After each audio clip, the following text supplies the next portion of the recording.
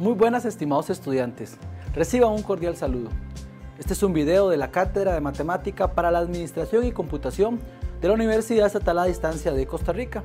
En esta ocasión vamos a trabajar con equivalencias lógicas. ¿Qué son las expresiones lógicamente equivalentes? La pregunta era, ¿qué son proposiciones lógicamente equivalentes? Entonces, para ello vamos a considerar dos proposiciones. Tenemos la proposición P, que dentro de sus premisas o proposiciones pequeñas tenemos P, Q, R, cualquiera. Y tenemos otra proposición Q, donde en sus premisas tenemos P, Q, R, cualquiera. Son premisas que están dentro de las proposiciones. Veamos que la proposición grande, por llamarlo de alguna forma, la colocamos en mayúscula y las proposiciones o las premisas que están dentro las colocamos en minúscula.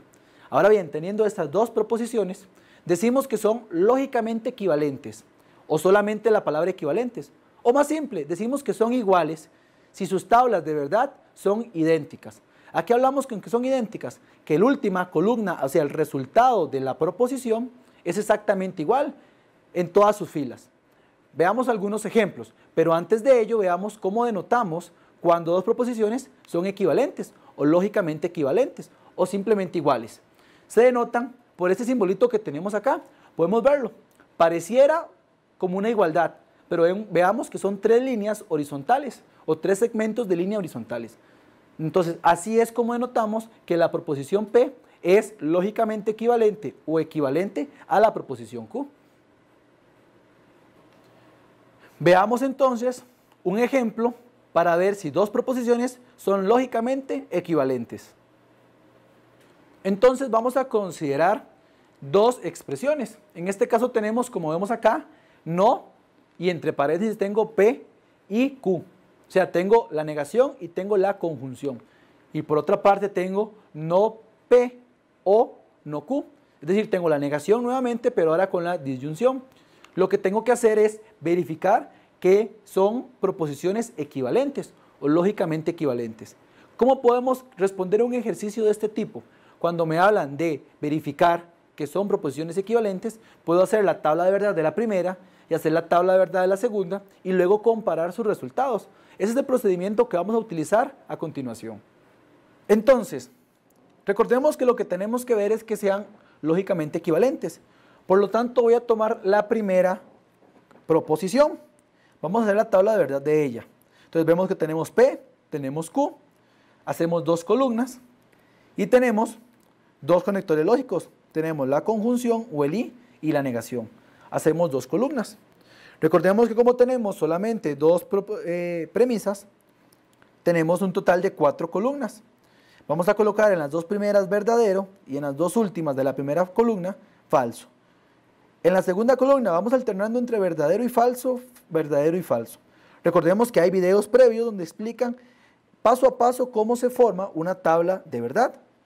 Ahora bien, tenemos la conjunción P y Q. Por lo tanto, tengo que considerar la columna P y la columna del Q.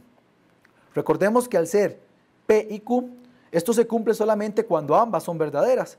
En el primer caso, P es verdadero, Q es verdadero, por lo tanto la conjunción es verdadera.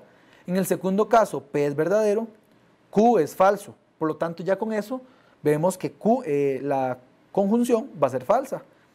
P es falso en la tercera y Q es verdadero. Como ya uno de los dos es falso, esto es falso. Finalmente, tengo falso y la conjunción es falsa. Ahora bien, para llenar la última columna, que es la proposición original del enunciado, tengo que negar esta columna. Vemos que tiene el signo de negación adelante. Entonces, si aquí es verdadero, termina siendo falso. Si aquí es falso, termina siendo verdadero. Falso, verdadero, y falso se convierte en verdadero. Y ya tenemos nuestra columna de nuestra proposición. Vamos a guardarla por ahí, porque vamos a hacer ahorita la tabla de verdad de la segunda proposición que nos dieron. Recordemos que era no P o no Q. De igual manera tiene dos premisas, hacemos dos columnas y con 4 filas. En este caso tenemos la negación del P, la negación del Q y la disyunción, por lo tanto son 3 columnas. Llenamos el P, recordemos que las dos primeras de P las colocamos como verdadero y luego las otras dos como falso. Las del Q Vamos alternando entre verdadero y falso, verdadero y falso. Esto se da solamente porque tiene dos premisas. Si tuviera tres, la forma de llenarlo es un poquito diferente. Recordemos que hay videos previos donde explicamos cómo llenarlo. Ahora bien, queremos terminar esta columna. La negación de P, por lo tanto tenemos que considerar esta columna, la columna de la premisa P. Y recordemos que si era verdadero, se convierte en falso. Si era verdadero, se convierte en falso. Si era falso, se convierte en verdadero. Y si era falso, nuevamente se convierte en verdadero. Para llenar la cuarta columna, tenemos que considerar la segunda columna, la de la premisa Q. Y como vemos que primero era verdadero, luego es falso. Después era falso, entonces lo convertimos en verdadero por la negación. Otra vez era verdadero y volvemos otra vez a que sea falso.